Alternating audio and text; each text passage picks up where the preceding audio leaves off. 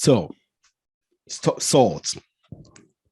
Now, it's the work has expanded to several countries. What countries have you expanded into?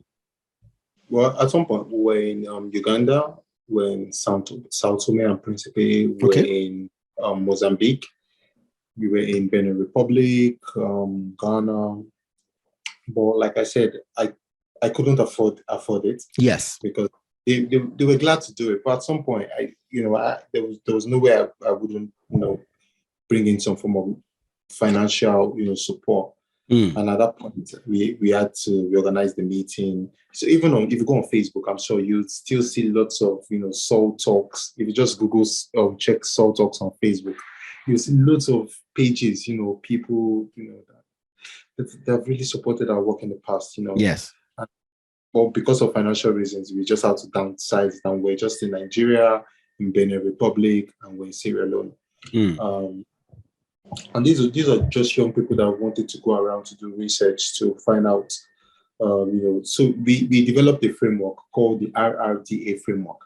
And the RRDA framework is for our research. It stands for Research, Reports, Discuss, and Advocate. Okay. So we carry out the research. We have certain questions that we find out, certain things that we look out for during our research. Then we come up with the reports. And then when we come up with the report, we organize town hall meetings where we invite small cells, not really large conferences, just small cells, people that matter. And then we discuss certain issues and we find issues that we can actually advocate for. So if we're going to drive change, what's the best way to approach it? We come up with ideas and then we start pushing for this.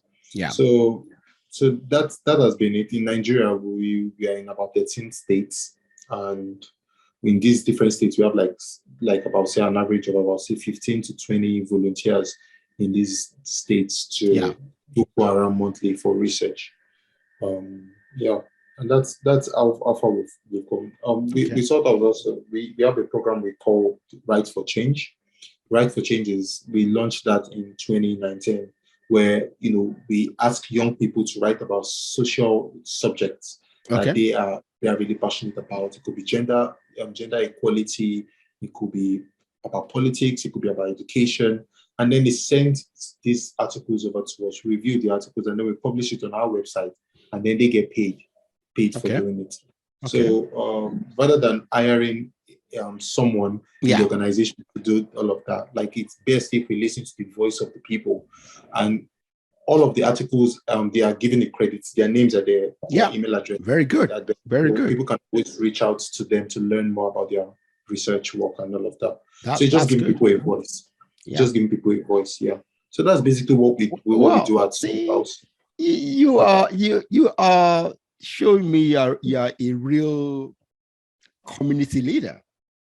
Because, am I? Because all you have done in Africa, in Nigeria, is to bring people in our communities together to solve problems, small and big.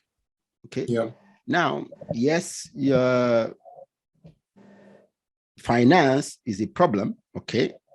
But see, I will encourage you to keep it up as long as you can. Okay.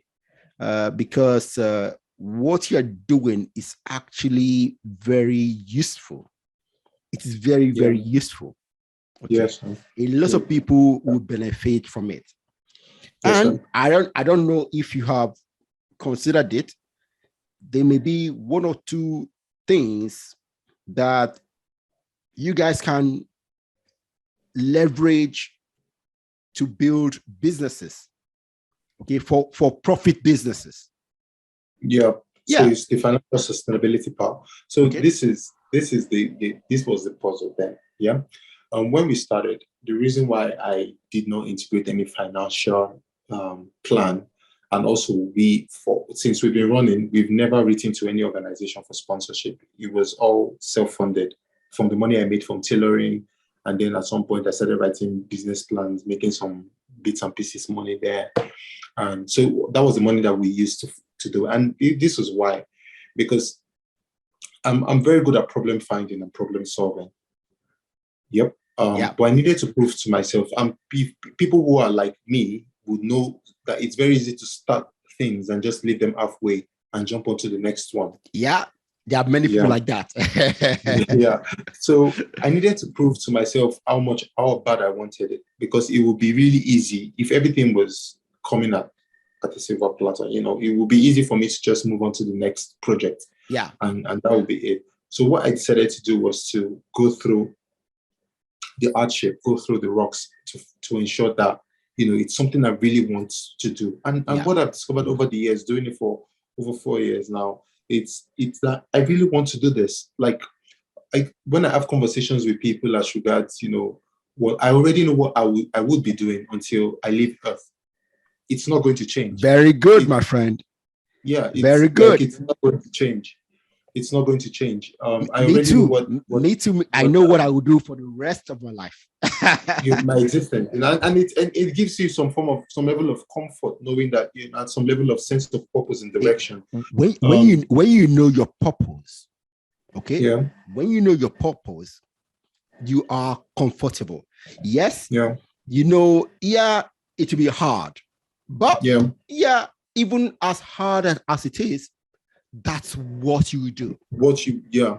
Okay. It would never change. It would never change. Now, it's not one thing, but it's a group of things, because you will be doing different things around that same spot.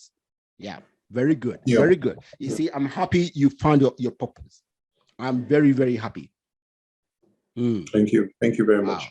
Wow. I think I'm privileged too. Yes, you are. I will tell you that.